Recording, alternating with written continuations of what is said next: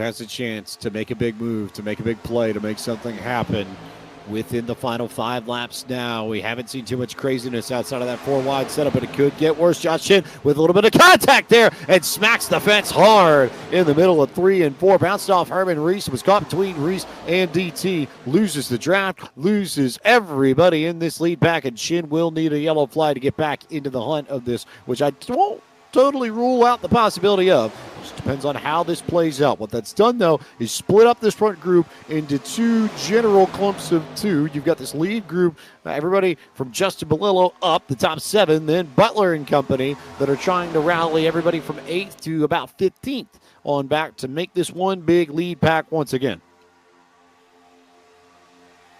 They'll have more than enough time to all gel back together. You can see, the stragglers back here. DT, Gabe Wood among them. Going in Champaign, they've had a chokehold on the front of the field. I was just about to mention Michael P. Frisch. He's going to make a move up to the high side, jumps in front of the 99 of Michael Cozy Jr., and Frisch going to try to take the lead at the stripe.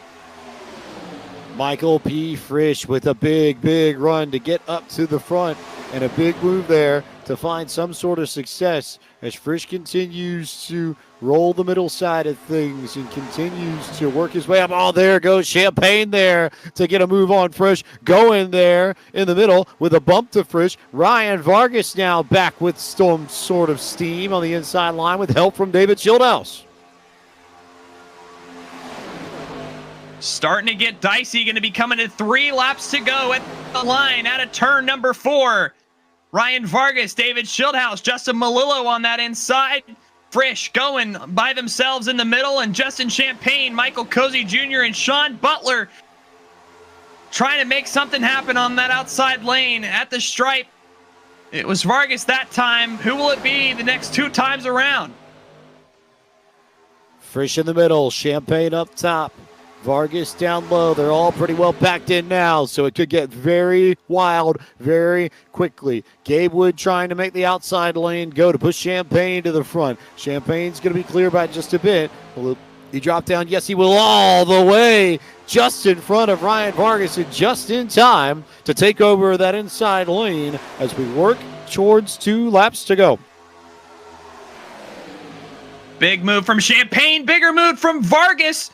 Through the tri-oval, Vargas had the lead. Champaign took it away, and just like that, it's Vargas once again. Michael Cozy Jr. and Sean Butler, huge run up the outside. 2 laps to go in Talladega, and it's Cozy and Vargas going at it. I think Vargas recognized that he may have to use the middle lane to get back in control of the inside lane, but you can tell where he wants to be in this. Vargas wants control of that bottom line. The question is whether or not he'll have it. Michael Cozy's not been able to get past him, and Sean Butler has not been able to get any further ahead of those 2. Just about dead even going into 3. We're going to wait to the last lap, but Vargas has that bottom line. Vargas may be out in front of Cozy by just a nose, if that all 4. But watch Cozy and Butler get the run as they come back to the stripe.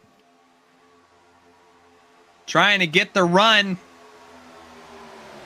Butler and Gabe Wood, Garrett Smithley, don't count that group out as well. White flag at Talladega. That time it was Cozy. He has help from Frisch. Vargas and Champaign down on the bottom. All of your championship contenders in this lead pack coming off at turn number 2 and down the Talladega super stretch for the final time.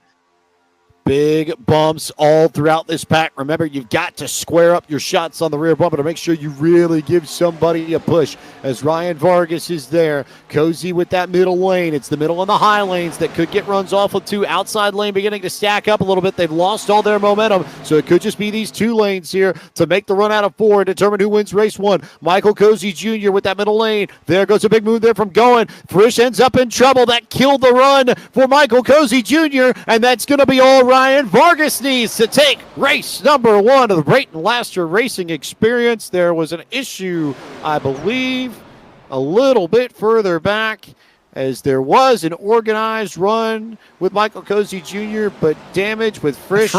Frisch might have blown a motor pushing. Frisch blew it. Yeah. He blew up. Down the backstretch, this pack roars at full song. Coming to 5 laps to go. Cozy all over the place.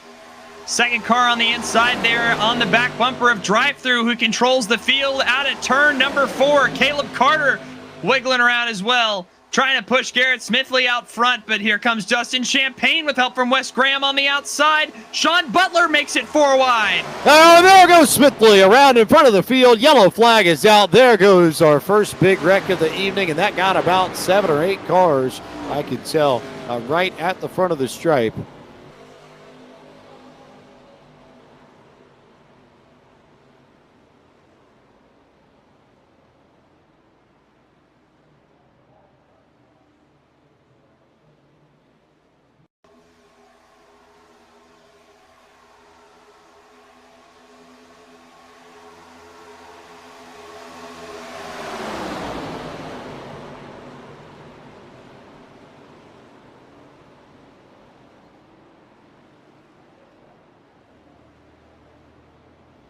Getting up through the gears now, and if you're in the back of the field, you got to figure out something and fast. You can see Brayton Laster and Garrett Smithley with help from David Schildhaus trying to get something going in the third lane.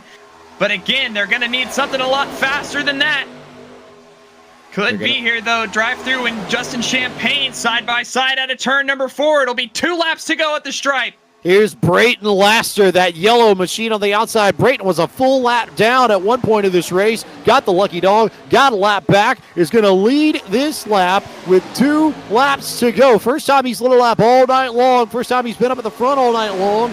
And what a perfect time to find your place near the front of the field, but it's a big battle between Champagne and Laster and DT on the inside.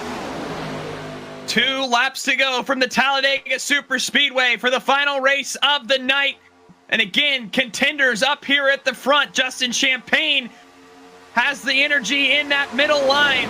Brayton Laster coming on right now with help from Garrett Smithley. Drive-Thru, who hasn't won a race since season 2, trying to get back in victory lane out of turn number 4, coming to the white flag. Been a long time for DT. He hasn't won since we made the jump to iRacing for this series. Would love to get his name in the record books as a winner. Laster bounces off of Champagne. White flag at Talladega, and it's Champagne and Laster get the good run going into 1. Champagne and Laster with the car length advantage, but going to come back. Drive-Thru and Gabe Wood down on the inside. 3 lanes, and all 3 of them side by side up here at the front. Down the super stretch for the final time. It's Brayton Laster with the advantage. Drive-Thru through turns 3 and 4. Can he get clear, and can he hold off Justin Champagne? And Brayton Laster's going to go around. Laster goes around. That breaks up the outside line. DT's going to be in control of this, but where does the run come from? Chin and Champagne bouncing off of one another. Gabe Wood going to push Davin Cornelius to victory lane as DT wins at Talladega and picks up his first core win in 5 seasons. Caleb Hoffman, how about that for the Canadian?